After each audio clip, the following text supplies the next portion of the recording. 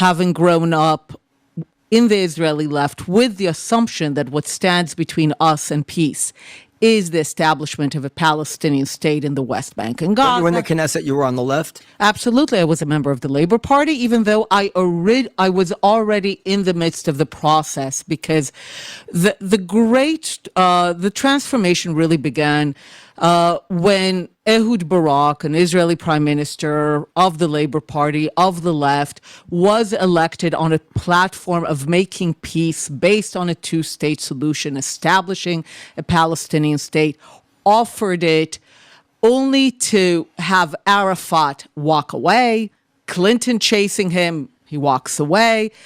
And walking away doesn't matter so much as that he followed it up with murderous butchery.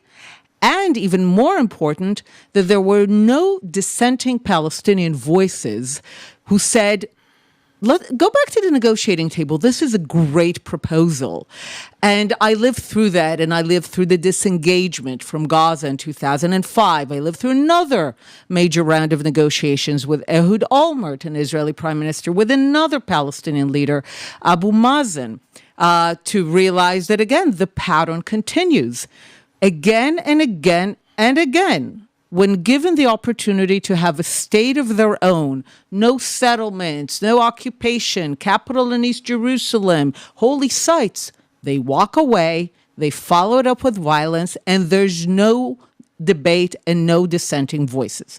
So I begin to ask a simple question. What do the Palestinians want? Because it's clearly not all of those things. And I find that, to their credit, they've always said. Yeah. They've always said what they wanted. We just didn't listen, or when we listened, it sounded so preposterous that we assumed it's bluster. A tactic. Yeah, it's a negotiating position.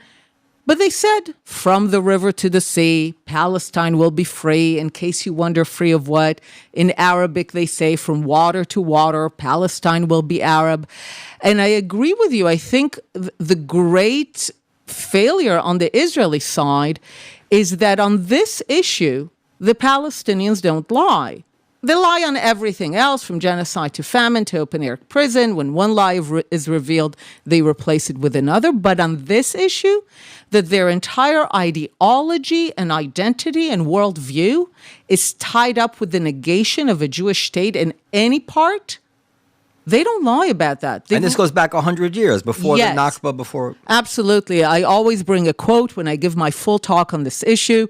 It's a quote by Ernst Bevin, the British foreign minister after World War II. If you know anything about Bevin, a friend to the Jewish people, he was not. And he goes to the British Parliament in February of 1947 to explain why Britain failed to fulfill the terms of the trust, the mandate that it received unanimously from the League of Nations to help the Jews achieve sovereignty. It did not fail the Arabs. It created Iraq and Jordan, and with the French, Syria and Lebanon. But the Jews don't have a state, even though they were supposed to have one after the Ottoman Empire was kind of sliced up. So he explains the failure. He says His Majesty's government is faced with an irreconcilable conflict.